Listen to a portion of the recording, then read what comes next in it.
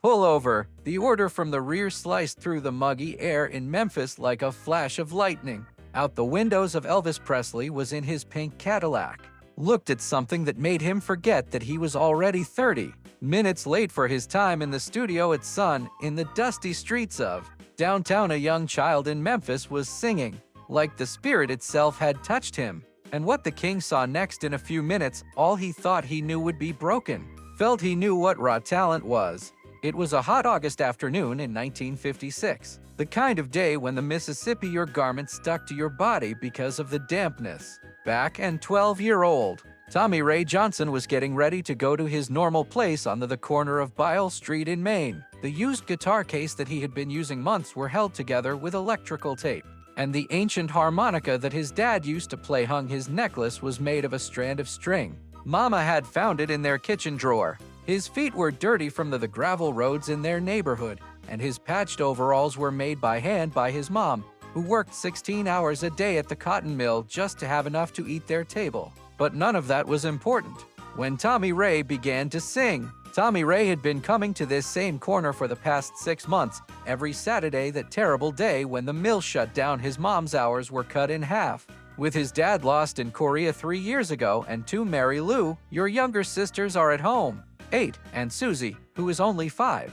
Tommy Ray made a lot of money on the street. The money from the performance went right into the coffee. Can his mom keep him hidden behind the flower pot? Their shotgun home on the it leaked when it was on the wrong side of the rails. It rained, had no power for half the time, and the winter wind cut through when the winter wind cut through the walls like they were made of paper. Ruth Johnson, his mother, worked 2 jobs, shifts when she could obtain them, coming home with cotton fibers in her hair and calluses on her hands that never went away to get better. She didn't know that her oldest boy was singing on Saturdays. For those who don't know each other on the streets of Memphis, putting themselves in danger of getting in trouble with the law or worse. She would undoubtedly beat him up if she knew, and keep him locked up in their small house till he turned 18. But Tommy Ray couldn't assist himself.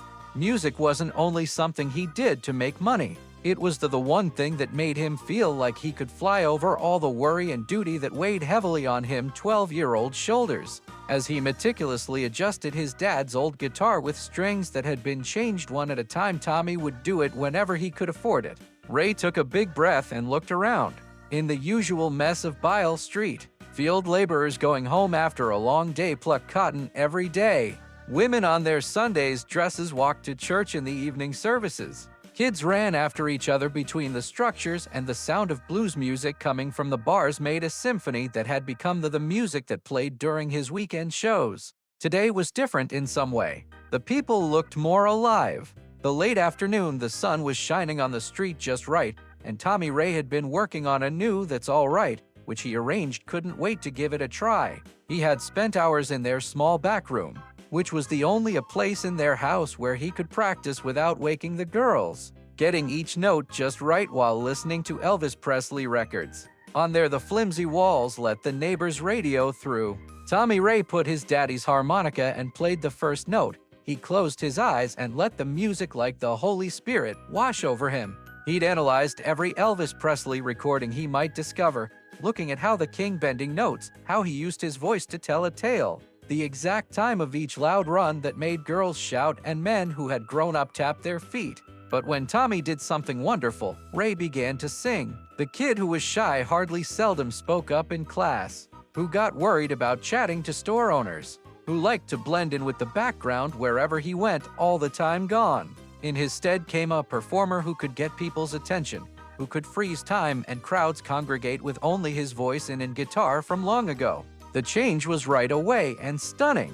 His voice seemed like it was carrying the weight of every fight his family had to deal with, dreams put off, every hope that music could change their lives in some way. People paused in the middle of their stride, their plans for the evening forgotten, while they observed this young artist put his heart and soul into every note. A crowd started to form in a perfect circle about Tommy Ray, but he was engrossed in his own universe, totally focused on the music.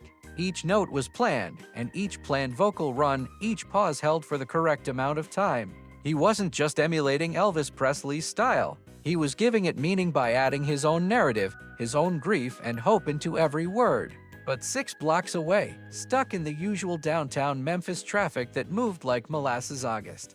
Elvis Presley was getting more and more angry. Sam was late for a recording session that Phillips had been making plans for weeks, and the traffic jam appeared to go on forever, in front of his convoy of cars for a long time. Colonel Parker, his boss, was making calling Sun Studio a lot in a panic to try to give them more time. That's when Elvis heard something that made his heart race a beat. His own music, but played it with a fire and soul that cut through like a dagger through the roar of the city through butter. The sound was coming from somewhere up ahead, carried on the breeze in the evening, made him think about right away, reminded him of why he loved with music at beginning. "Scotty, what is that noise?" Elvis asked his driver, pushing his face on the window and looking for the source of the song. Scotty Morissette approached the crowd that was increasing 6 blocks in front. "Looks like a singer on the street, Elvis. A youngster singing your music." Elvis squinted through the heat waves, coming up from the asphalt to get a better view. He could see this far away, could see that something remarkable was going on. The audience was becoming bigger by the minute, and there was a lot of enthusiasm in the air that you could only feel when seeing something really amazing. "Please let me hear this." "Close," Elvis said, putting his palm on already going to the door handle. "Sir, maybe we should keep moving," Scotty warned, looking worriedly at the people. "There's already a lot of people there, and if they see..." Colonel Parker looked up from his call to Sun Studio. "Elvis, we are already 30 minutes late. Sam Phillips is holding up the whole session, and we have that radio interview at 6. "No," Elvis said, his voice filled with a wonder that his team didn't hear that often. "Not anymore. This is exactly where I need to be. The good Lord sometimes puts you right where you should be, even when you think you should be somewhere else." At the same time, Tommy Ray was far into his performance, doing a fantastic vocal run that made the gas come out of the growing audience. His voice sounded young, to carry the weight of many years, tapping into something old and strong. That had nothing to do with his 12 years on Earth. He was so thoroughly concentrated on his performance that he was in the song that he didn't hear the pink Cadillac that had stopped at the man in the crowd, or the edge of the who had black hair and sideburns that were his trademark was presently at the back of the audience, watching with more and more in awe. The rumors began slowly, waves on the water rippling through the crowd. "The Mississippi. Is that not possible? Someone is filming this. That's really him. Here comes Elvis Presley. Do we need to say something? Don't make him scared." Gone. But Elvis was totally focused on Tommy Ray. The way the boys singing brought up strong memories of himself back then. The pure hunger it came from each note. The full attention to the craft that made all else go away in the planet. The way music may take you away to a whole other level. This child possessed something unique, something that couldn't be learned in any music school or conservatory. This was raw skill, fresh and unfiltered, with real personal experience that most performers have had never known twice his age. That's how All Right reached its most exciting bridge. Tommy Ray started with the hardest aspect of his plan, a sequence of quick vocal runs followed by the finish. That is typical of Elvis style, needed superb respiratory control, and when the crowd held its breath as the young singer pushed his breath as the young vocalist pushed the 12-year-old's voice to its limits, doing things that professional singers work for years to get it just right. When the last sounds drifted away and the last echo bounced off the buildings around it, Tommy Ray held his dad's guitar close to him and lowered his head in the way that when he did what his mom told him to do, the crowd went crazy. With loud cheers, people were yelling words of praise and support. Cash started to fly into Tommy Ray's guitar case. A few quarters, dollar bills, and maybe a few fives from those who had just seen something they would always remember. But when Tommy Ray's gaze moved across the audience to thank them for being nice, the whole world stopped turning for him. Standing there in the back of the group with the smile that everyone knows, and Elvis Presley was known for his magnificent sideburns. Himself, not a twin, not someone who looks like dressed up for fun, but the real deal, a living legend. "Oh my God, Tommy Ray," he inhaled, and his voice was scarcely heard over the cheering that kept on. "This can't be true. This isn't going to happen." His knees began to shake, and for a moment he feared he would pass out right there on the street that was dusty. The boy who had just performed with the self-assurance of a seasoned pro suddenly felt like what he was, a 12-year-old boy from the wrong side of Memphis who was face to face with his biggest idol. Elvis slowly and gently stepped forward, getting through the crowd that was presently full of excitement and recognition. He took off his sunglasses with planned ceremony, showing those famous eyes that had caught the attention of displayed for audiences all throughout the country, that famous smile that could light up to the Grand Ole Opry. That was totally unbelievable. "Young man," Elvis murmured, his voice with that unique pull over the clamor of the throng. Where in the world did you learn to sing like that?" Tommy Ray's knees almost gave out. Elvis Presley, the king of rock and roll, was not just talking to him and telling him how great his singing was. This had to be a dream. In a little while, he'd wake up on the pallet he shared with his sisters in their small house, and none of this would have happened. I listen to your records every day, Mr. Presley," Tommy Ray mumbled, his voice breaking with feeling. "I practice on my dad's vintage guitar when Mama isn't home. She thinks I'm crazy for singing the same songs over and again and over for hours." The crowd pushed closer because everyone wanted to see this wonderful moment happens. Safety people were already on their way through the crowd, but Elvis waved them just a small motion. "What do you want?" "What is your name, son?" Elvis inquired, kneeling down at Tommy Ray's eye level so they could talk more closely even though things are crazy around them. "Sir, Tommy Ray Johnson. I'm 12 years old, and you are everything to me. You are the reason I sing. You make me believe in music. Can change everything." The eyes of Elvis shone with real feeling. This kid made him think a lot about himself at that age. The honest love of music, the commitment that was almost obsessive, the way music might be both a tool to get away and celebration, expressiveness, and safety. But he could see more than that. Something in Tommy Ray's eyes that he remembered from when he was a kid. The dream, the hunger, the desperate wish that music may somehow change all of it. Elvis said Tommy Ray gently as he reached into his black jacket pocket. "I want you to have something pretty unique." The crowd stopped talking when Elvis took out a small piece of paper. It was the first contract he signed. First time recording at Sun Studio. The paper that started it all. The paper had turned yellow with age, but carefully kept, and it looked like it'd shine in the late afternoon sun. The crowd's collective gasp was you can hear it. People were shooting pictures like crazy images, thinking they were seeing an aspect of music history. The past. "This deal transformed my," Elvis went on, "life," putting it lightly into Tommy Ray's shaking hands. "But I believe it should be with someone who really knows what it means to sing from the heart. Someone who makes me remember why I fell in love with music in the first place." Tommy Ray looked at the deal in total shock, with tears streaming down his face. "Mister, I can't take this. Presley, it's too vital. It belongs in a museum or something like that. Music must be passed down from one generation to the next. The next. Tommy Ray, you have a lot of talent is designed to be cared for and enjoyed. Promise me you'll always sing, no matter what. No matter what problems you run against." Then suddenly, Elvis's eyes brightened up. Inspiration. That little bit of imagination, something had made him want to be king of rock music. "Do you know what? Let's do this together. Do you want to sing with me right here and now?" The people got completely crazy. This was more than anything anyone could have thought of when they got up that morning. There were cameras clicking, and the news spread quickly through Memphis that something that had never happened before was going on in Beale Street. Tommy Ray excitedly nodded, unable to make words. This was the time that every young musician's dreamed about. The possibility to perform with their idol, to share the stage, even if it was just a city street, with magnificence itself. Elvis waved to Scotty Moore, who promptly got a guitar from the Cadillac. The crowd moved aside and made place big circle around the two vocalists as the excitement reached a fever pitch. "Let's put on a performance for these individuals that they'll never forget," Elvis said, "never forget," with that cheeky smile that his admirers recognized and loved.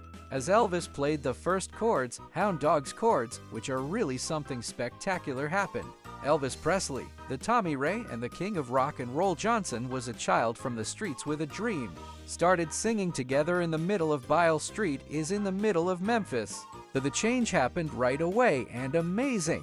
Tommy Ray, who only a few moments previously, he had been nervous and starstruck. regained his confidence back as the music came over him. He sang in tune with his idol precisely, replicating Elvis note for note, run for run. When Elvis hit, Tommy Ray found those renowned low notes. The harmony. When Tommy Ray added his, Elvis added his unique touches to things into his own without any problems performance.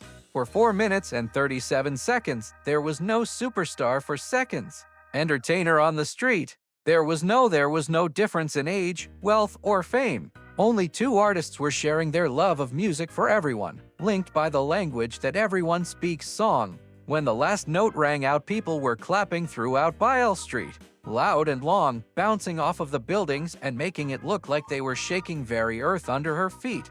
People were sobbing, cheering, and a lot of them were stating this was the best thing they had ever seen. Elvis put his arm around Tommy Ray's shoulder and say the same presence and energy as the crowd grace he brought to performance audiences all over the United States. "Ladies and gentlemen," he said, his voice carrying plainly through the noise, "you just saw something quite unique. This young man has reminded me why I started performing to begin with. He has shown me that there are no limits to skill, enthusiasm, and dedication. Limits? Keep the name Tommy Ray in mind. Johnson. Listen to what I say. You will hear it again." The crowd went wild. Again, chanting Tommy Ray's name like he was already a star. But Elvis wasn't done. He looked back at Tommy Ray and talked quietly, out of sight of the cameras and the noise. His comments were meant for only the boys' ears. "I'm going to provide you, Elvis, my boss's personal information," said, taking out a business card and putting something on the back. "We are make sure you obtain the chances you deserve. Talent like yours shouldn't be performing on the street corners. It should be on the world's largest shows." 5 years later, Tommy Ray Johnson was on stage at the Grand Ole Opry playing for thousands of people, fans who are screaming. Elvis Presley he kept his word in every way he could.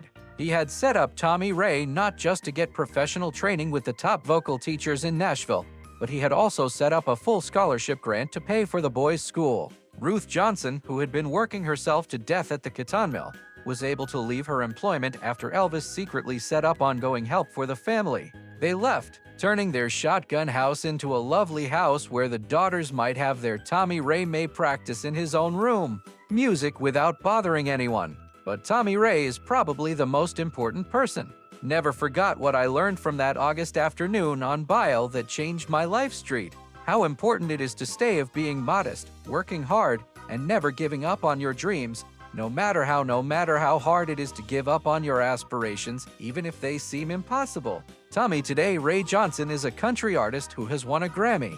Music sensation working with the top names in Nashville. Famous people in Nashville. His albums have topped the charts and his shows sell out arenas all throughout the US. In his, he retains that original sound in his home studio, a place of honor for the studio contract. No as a museum piece collecting dust, but as a daily reminder of when kindness and recognition altered him life forever. Every month, without fail, he goes back to Beale Street in Memphis, teaching music to kids who make him think of himself. Kids from poor families. Kids who sing because they have to, not because they want to. He always tells them what Elvis told them, said that day. Sing from the bottom of your heart every day, practice, and never stop dreaming. You never know. Someone could be listening. The tale of their surprise performance on the street has been passed down through Memphis legend that has inspired many young musicians all across the world. But for the actual magic wasn't Tommy Ray, not found in any magazine or newspaper. That was the moment his hero looked not just a street performer trying to make some money, performing artist attempting to make some money, but an artist who deserves respect, money, and faith. A few meetings' impact lives in ways that affect many people for generations. Some moments go beyond, become the stuff of legend and ordinary life, of legend. And sometimes, when the music is correct and hearts are open, magic happens in the least likely place it. On a dirty street corner in the middle of Memphis, between a famous person at the famous and a boy with just a dream, destiny made it happen go. This narrative is a strong reminder that talent can come from anywhere. That kindness has the ability to change not only people's lives, but whole families. And that music really is the language that everyone understands everyone. Because the most important performances don't always happen on big stages in front of thousands of fans who are screaming. They happen sometimes on normal street corners where dreams are waiting to be found and lives are ready to be transformed for good. It only takes one person to stop and listen and have faith in the power of chance.